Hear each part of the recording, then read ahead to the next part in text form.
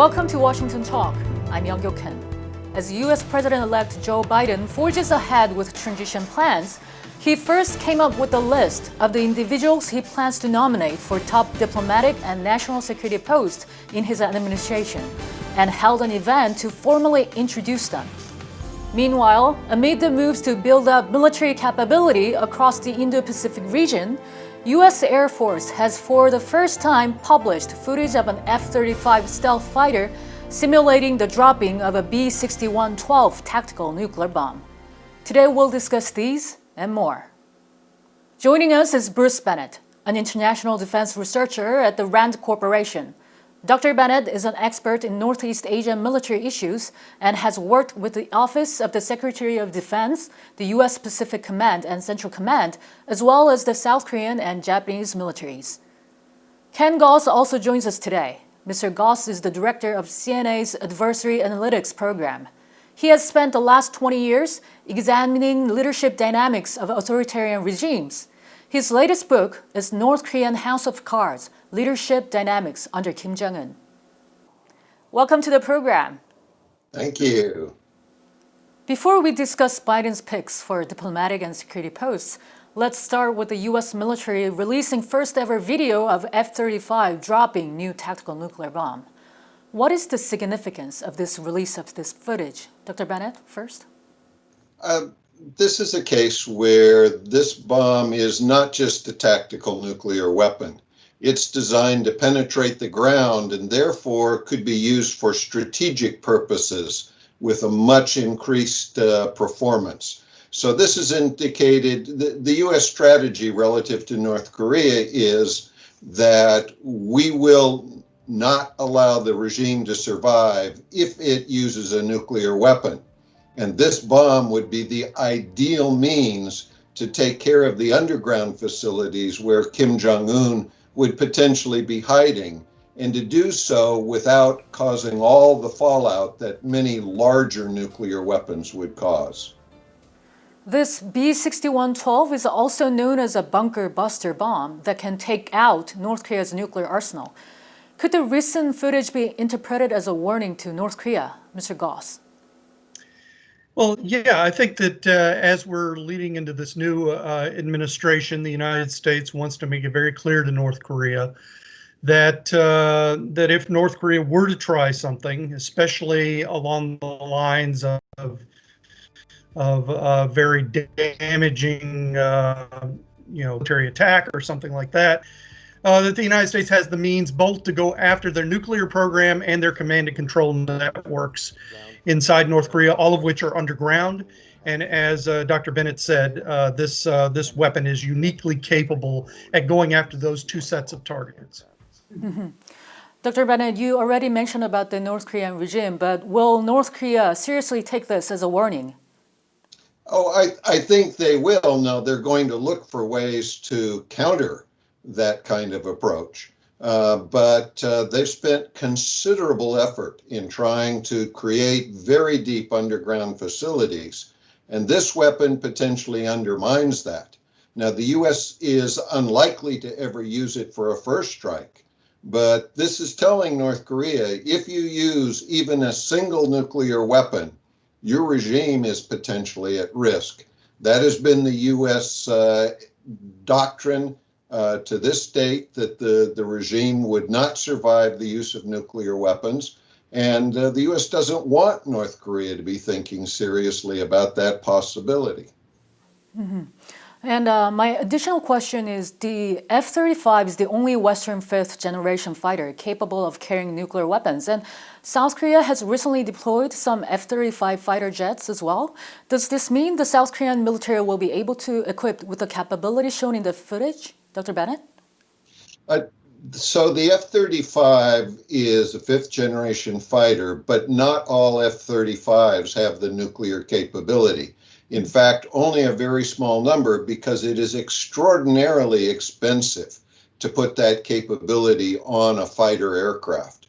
So this is a U.S. fighter aircraft that it will be using, but the ones we're selling to our allies and most of the ones the United States is buying for itself are not capable of delivering nuclear weapons. Mr. Gause, earlier, a U.S. Navy Aegis-equipped destroyer successfully intercepted a simulated ICBM. Do you think this was closely watched by North Korea as well? North Korea is signaling to the United States, which they did at their October parade, and the United States is signaling back as we're kind of laying the groundwork toward the movement of a new administration. I mean, the North Koreans already have an understanding of U.S. capabilities. They probably have an inflated view of some of our capabilities, but it's something that we kind of normally go through in terms of signaling back and forth military capabilities that we have in order to make sure that the other side understands, one, that we're keeping an eye on them, and two, that we have capabilities to take care of a range of contingencies. Dr. Bennett, was this also the warning to North Korean regime? North Korea is looking at bigger ICBMs. They're looking at potentially multiple independent reentry vehicles. They want to pose a very serious threat to the United States, hoping to undermine the U.S.-South Korea alliance. And we have to, therefore, just as Ken said, we have to be prepared to play the game as well and to convince them that this is not in their interest to threaten South Korea and threaten the United States. And that's a part of what's going on.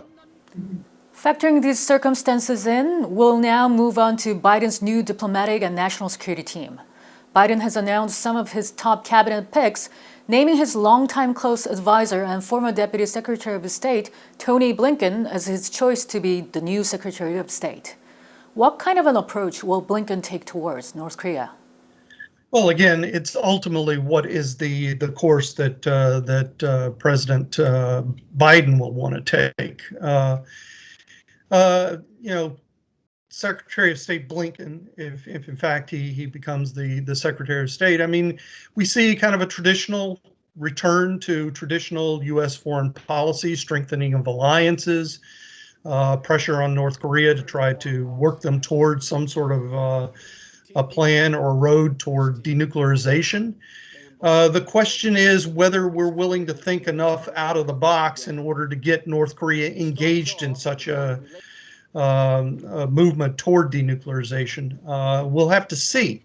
And so it really kind of comes down to what this administration and what President Biden will want to do is willing to put on the table to see if they can engage with North Korea. And then we'll have to see whether North Koreans even want to be engaged at this point in time. Right now, they have pretty much shut themselves down and out from the outside world because of the COVID virus and stuff. And we'll have to see how that plays out.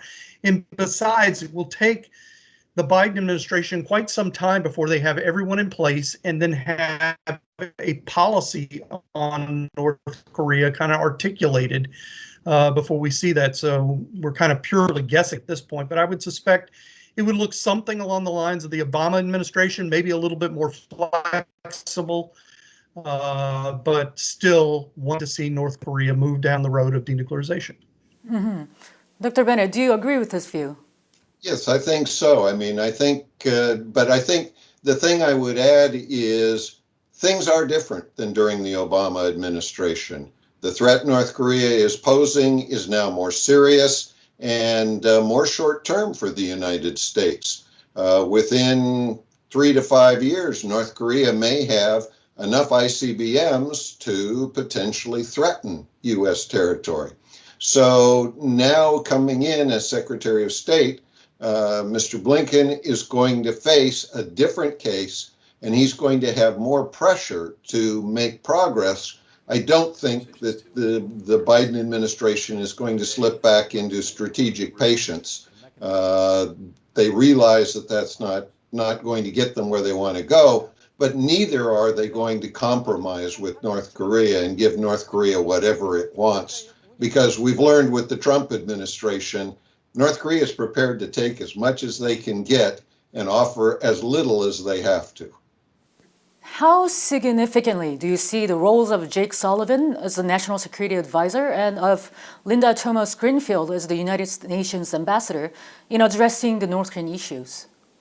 It will come down to the negotiating process, and whether we can get into a negotiating process with Kim. Right now, ever since Hanoi, North Korea really hasn't had an interest in negotiating. They don't think that the United States is willing to put significant sanctions relief and security guarantees on the table. And so therefore, I suspect that North Korea will kind of play hard to get. So it really will come down to the United States kind of figuring out how much pressure and how many carrots we want to offer to North Korea in order to get them where we want to go. Once we get them to the negotiating table, hopefully we have worked out in advance, what that negotiation will look like, as opposed to just showing up and kind of winging it, which is what we saw in Hanoi and Singapore. I think you can only get a limited amount there. But one thing that I did agree with what the Trump administration did is I believe it probably will have to be a top-down process. I don't think the North Koreans are going to go from bottom up. But that doesn't mean that we don't have the preparation from the bottom up, which many of these individuals around President Biden will be involved in. But probably President Biden would have to come out first and make some sort of statement about wanting to get into a process. So we'll see what happens. Dr. Bennett, do you think that Biden administration should explore the top-down approach? Well, I think it should be explored, but just as Dr. Gause has said, it is critical that the people supporting the president have some form of negotiation pretty well organized, because when you get together, Kim Jong-un is going to avoid commitments and going to want compromise on our part. And so any of the details have got to be worked out beforehand. This is not something that the president ought to be winging. Mm-hmm. Meanwhile, Secretary Mike Pompeo publicly expressed his concern about the next administration, saying that they lived in a bit of a fantasy world. Dr. Bennett, what do you think he meant by this?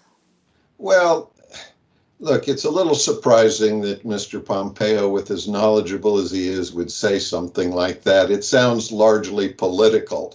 I think this is a case where he's looking back at the strategic patience kind of attitude and saying you can't continue to do that. I think Biden and his people full well know that strategic patience isn't going to work with North Korea, that it's now time to really do something.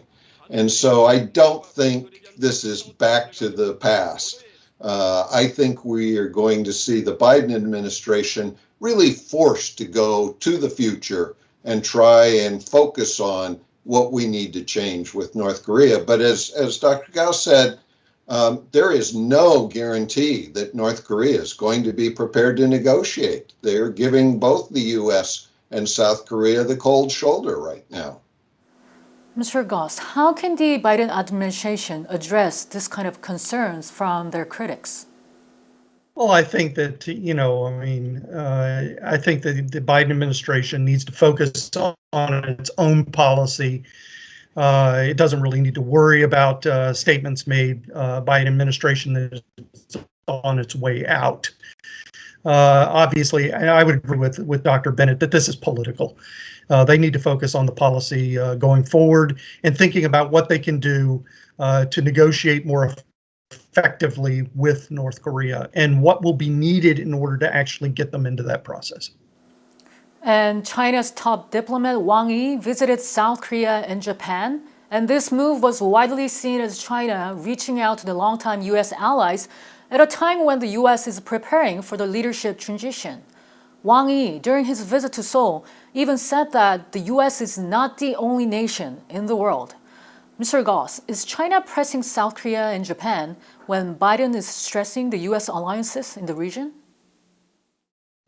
Well, I think that China knows that under a Biden administration that will move back toward alliance maintenance, which is really kind of suffered under the Trump administration. China is also rising in terms of its influence and power in the region. And I think that they want to make sure that the U.S. allies, the United States, South Korea and Japan, understand that China has equities in the region, and they want to make sure that they have their stake claimed on the relationships with these two countries, and hopefully, from their point of view, that these two countries don't get too close to the United States, and understand there's a balancing that they need to do going forward. And that's why I think that when we think about North as a adversary in the region, we also should look at it within the context of the larger China rise. And North Korea plays a role in that. And potentially, if the United States is able to find a way to engage with North Korea, that it will be to our benefit in terms of how we also deal with China. Mm-hmm. Dr. Bennett, what was your takeaway from Wang Yi's visit? Well, China has changed its strategy. There was a long period of peaceful rise of China. China's no longer in that period. Look at what they're doing to Australia. This is absolute manhandling, coercion. It is the worst kind of example of what a global leader ought to be doing. And it did the same kind of thing to South Korea over the THAAD deployment. I think that the Chinese foreign minister was trying to tell South Korea, this could happen to you too. And I think all of the U.S. allies need to start recognizing that, especially their economic dependence, like South Korea, on China, is a liability. Not something they can do anything about in the short term, but they face coercion. They face a Chinese attempt to dominate. And he certainly reminded them of that this week. I think we now need to be doing some more strategizing about how to balance China's leverage on our allies. Mm-hmm. Mr. Gause, do you agree that China is taking a rather coercive attitude towards Korea or Japan or across the region? Yes, I think China is, as their rise continues, I agree with Dr. Bennett that they're taking a much more aggressive stance in the region to lay down their stakes, to enforce their equities in the region. And it is something that we're going to have to deal with.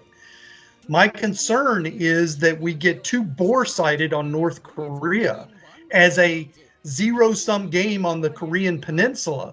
And if we play our cards right, we can be in a much more advantageous position vis-a-vis China, the way that we deal with North Korea. And this is my last question today. There was a report from South Korea that the North Korean regime has recently ordered its overseas missions not to antagonize the United States amid an ongoing transition in Washington following the presidential election win by Joe Biden. Mr. Gause, what do you think Kim Jong-un is thinking right now?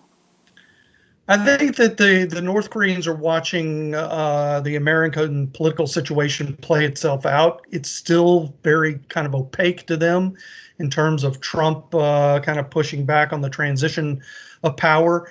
He doesn't want to do anything to undermine Trump because Trump is a very unknown factor to the North Koreans and how he might react if it were to go into their traditional kind of provocative behavior too early.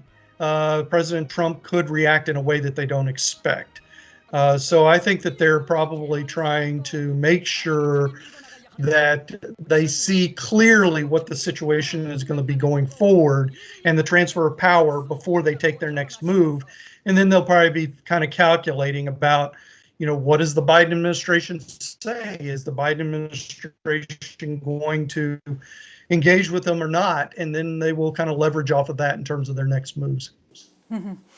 Dr. Bennett, what was your thought when you heard the news? Kim Jong-un likes to be in the limelight. Look, if you're supposed to be the god of North Korea, you should always be in the news. That's demonstration of your empowerment, of your strength. And the attention being paid to North Korea in the transition I'm sure he's very happy about that. That is fulfilling his desire to appear to be powerful. That means he's not under as much pressure to do a provocation to get attention. And so I think he's prepared to ease off a little bit, hoping that this highlighting of North Korea will continue. I think it's fairly likely that it will. The United States is concerned about developments, and certainly the October 10th parade raised many concerns on the U.S. side. So I think he's situated himself to have to put less pressure on directly and be able to do some more subtle kinds of things, which will be interesting to see what he tries. And indeed, there seems to be a lot of speculations within the North Korean regime as to what kind of an approach the U.S. under the Biden administration may take towards Pyongyang. We'll need more time to find out how the future U.S.-North Korea relationship will unfold. Dr. Bennett and Mr. Gause, thank you so much for being with us today. Thank you. Thank you. Nice to be with you. And that does it for this week's Washington Talk from Voice of America. Please join us again next week for more analysis.